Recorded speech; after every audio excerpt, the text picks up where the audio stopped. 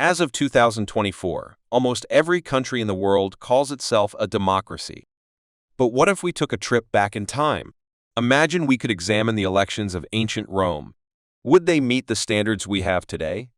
In this video, we're going to find out if Roman elections would pass a UN inspection. We'll look at how the Romans voted, who got to vote, and if their elections were fair and free. Let's dive in and see how the ancient Romans measure up to modern democratic principles. The Roman Republic, which started in 509 BC, was one of the earliest examples of a representative government. In Rome, elections were a big part of political life. Citizens voted to choose leaders like consuls and senators, who made important decisions for the state. To understand how Roman elections compare to today's standards, we need to know the criteria the UN uses to evaluate elections. The UN looks for fairness, transparency, inclusivity, and freedom from coercion in an election. These are the benchmarks we'll use to see how Roman elections stack up. Now, let's take a closer look at how the Romans conducted their elections and who got to participate in them. Roman elections were a complex process involving different assemblies, such as the centuriate assembly and the tribal assembly.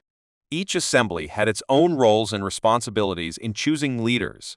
Citizens would gather in a public forum to cast their votes, which were recorded on wax tablets. However, not everyone in Rome had the right to vote. Only male Roman citizens over the age of 18 were allowed to participate. This excluded women, slaves, and non-citizens, meaning a significant portion of the population had no say in the elections. While this was progressive for its time, it does not meet today's standards of universal suffrage, where everyone should have the right to vote regardless of gender, status, or ethnicity. Transparency and fairness were also issues in Roman elections. Since votes were cast publicly, there was no secrecy, which could lead to social pressure and intimidation. Additionally, the wealthy and powerful often influenced the outcomes through patronage and bribery, compromising the fairness of the process. When it comes to freedom from coercion, the situation in Rome was complicated. While physical coercion was rare, social and economic pressures were common. The patron-client system meant many voters were indebted to powerful patrons who could sway their votes. This kind of influence undermines the idea of free and fair elections. Let's compare Roman elections to modern democratic standards, starting with inclusivity. In ancient Rome, only male citizens could vote, excluding women, slaves, and non-citizens. Today, democratic standards require that everyone, regardless of gender, status, or ethnicity, has the right to vote. Modern democracies strive for universal suffrage, where every adult citizen can participate in the electoral process. Next, let's look at fairness and transparency. Roman elections lacked secrecy, as votes were cast publicly. This allowed for social pressure and intimidation. In contrast, modern elections use secret ballots to protect voter privacy and ensure that people can vote without fear of repercussions. Additionally, modern democracies aim to provide equal media access and unbiased information to all candidates, ensuring a level playing field. Transparency is another area where Roman elections fall short. In Rome, the wealthy and powerful could influence election outcomes through patronage and bribery.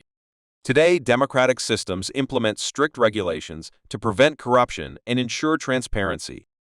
Election processes are monitored by independent bodies to guarantee that they are conducted fairly and openly. Lastly, let's consider freedom from coercion. In Rome, voters often face social and economic pressures from powerful patrons. Modern democracies work hard to eliminate all forms of coercion, ensuring that every vote is cast freely. Laws and regulations are in place to protect voters from any undue influence, whether from individuals, groups, or the state. When we compare Roman elections to today's standards, it's clear that they fall short in many areas. While they were an important step in the development of representative government, they lack the inclusivity, fairness, transparency, and freedom from coercion that we expect in modern democracies. In summary, while Roman elections were a groundbreaking step in the history of governance, they do not meet modern democratic standards. They lacked inclusivity, as only male citizens could vote. Transparency and fairness were compromised by public voting and the influence of the wealthy. Moreover, the freedom to vote without coercion was undermined by social and economic pressures.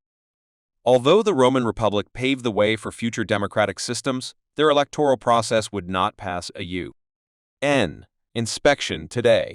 This comparison highlights the progress we've made and the importance of continuing to strive for truly fair and inclusive elections. What do you think? Would the Roman Republic's elections pass today's democratic standards? Let us know in the comments below. If you enjoyed this exploration, don't forget to like, share, and subscribe for more insights into history and politics. What are your thoughts on how Roman elections measure up to today's standards? Share your opinions in the comments below. If you found this video interesting, make sure to hit the like button and share it with your friends. Don't forget to subscribe to our channel for more fascinating insights into history and politics. And click the bell icon to stay updated on our latest videos. Thanks for watching. In summary, Roman elections had a structured process and involved citizen participation, but they fall short in terms of inclusivity, fairness, transparency, and freedom from coercion when compared to modern democratic standards.